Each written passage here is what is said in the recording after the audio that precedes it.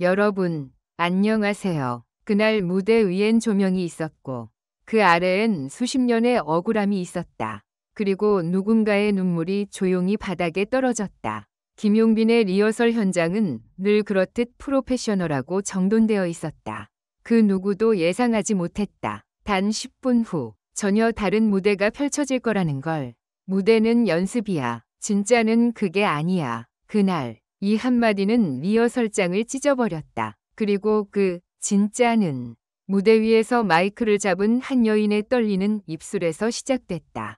그녀는 누구인가? 무대와는 아무런 인연도 없어 보이는 조용한 중년 여인. 그러나 7살 조카를 위해 모든 것을 걸었던 한 사람, 바로 김용빈의 고모였다.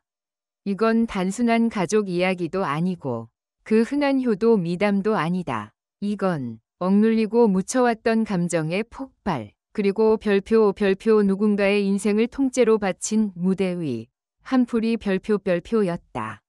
김용빈이 스타가 되어가는 동안 누군가는 그를 대신해 삶을 포기했고 꿈을 내려놨고 자신의 이름조차 잊었다. 그렇게 만들어진 무대 위에 한 줄기 빛, 그 빛이 향한 곳에 서 있는 고모는 말했다.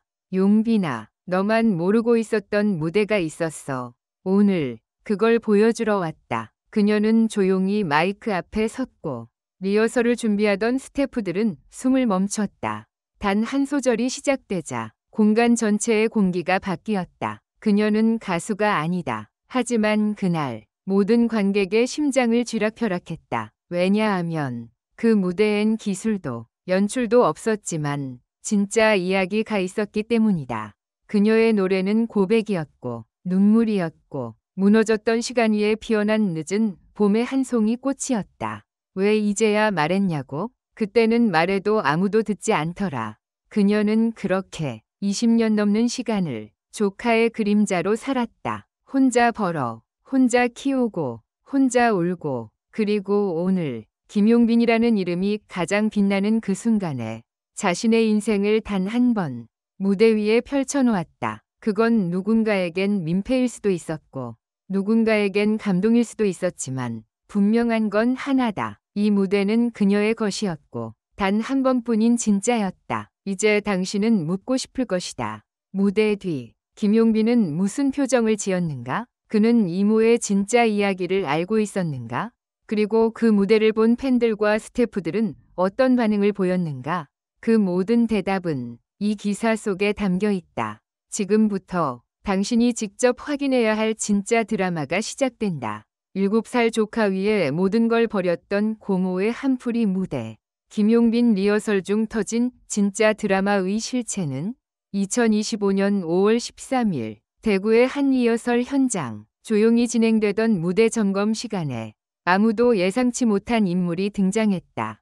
그녀는 카메라가 없는 곳에서 조용히 앉아 있었고 그녀가 무대에 오르겠다고 했을 때 스태프들은 당황했다. 그러나 그 누구도 그녀의 다음 행동을 막을 수 없었다. 그녀는 단순한 관객도 출연자도 아니었다. 그녀는 바로 가수 김용빈의 고모였다. 그리고 그녀는 그날 모든 걸 내려놓고 무대에 올랐다. 이것은 리허설의 사건이 아니었다. 이것은 한 여자의 인생이자 억눌렸던 수십 년의 감정이 폭발한 한풀이 무대였다. 그리고 김용빈은 그 무대 한가운데에서 진짜 드라마의 주인공이 되었다. 고모는 누구인가? 숨겨진 22년의 삶. 김용빈이 7살이던 해 부모를 갑작스럽게 잃고 친척집을 전전하던 시절이 있었다. 그때 손을 내민 사람이 바로 고모였다.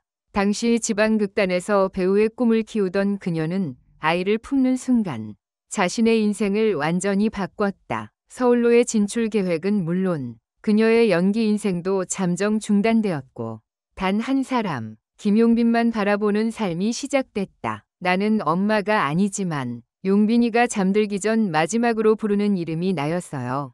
그녀는 조용히 그렇게 말했다고 한다.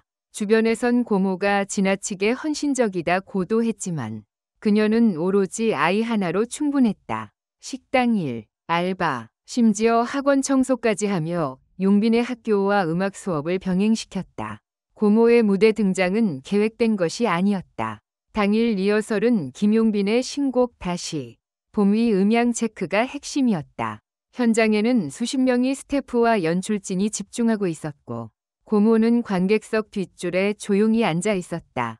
하지만 곡이 끝날 무렵 그녀는 갑자기 무대 앞으로 걸어 나왔다. 스태프가 말리려 하자 그녀는 단호히 말했다. 저 무대에 서겠습니다. 단 3분이면 돼요. 처음에는 가족이니까 한 장면 이벤트인가?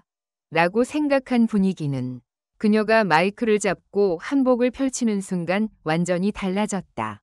조명이 꺼졌고 카메라도 잠시 멈췄다. 하지만 그녀는 조용히 입을 열었다.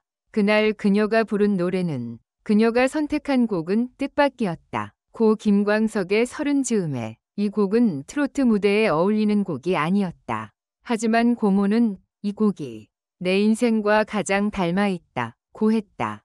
가사 하나하나에 그녀는 떨리는 목소리로 감정을 담았다. 또 하루 멀어져 간다. 내 뿜은 담배 연기처럼 노래 중간 그녀는 노래를 멈추고 말했다. 용빈이는 항상 강했어요. 너무 강해서 내가 울 수 없었죠. 오늘은 내가 대신 울겠습니다. 김용빈의 리허설이 중단된 이유. 무대 뒤편에서 자신의 곡을 점검하던 김용빈은 갑자기 무대 위 상황을 보고 멈춰섰다. 고모가 노래를 부르는 장면은 그에겐 그 어떤 무대보다 강렬했다. 음악은 멈췄고 눈물이 흘렀다. 고모, 왜 지금까지 말 안 했어요? 네가 무너지지 않도록. 내가 무너졌어요. 현장 스태프들 모두 눈물. 고모의 노래가 끝나자 객석은 침묵에 휩싸였다. 조명팀, 음향팀, 연출팀 누구도 말을 하지 못했다. 일부는 손으로 눈을 가렸고 일부는 마이크를 끈 채 조용히 울고 있었다.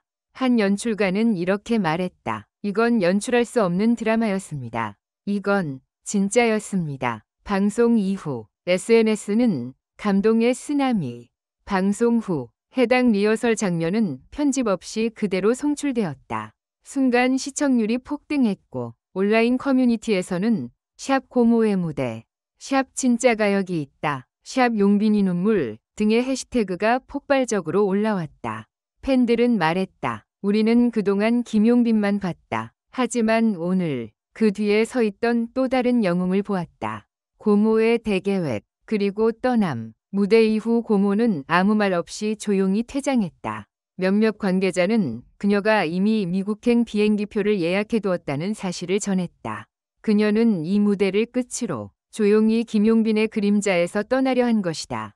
고모는 마지막으로 제작진에게 쪽지를 남겼다. 이 아이는 이제 내 손이 필요 없는 곳까지 왔습니다. 저는 이제 관객으로 살겠습니다. 감사합니다. 김용빈은 이 사건 이후 인터뷰에서 다음과 같이 말했다. 저는 오늘 처음으로 고모가 어떤 사람인지 알았습니다.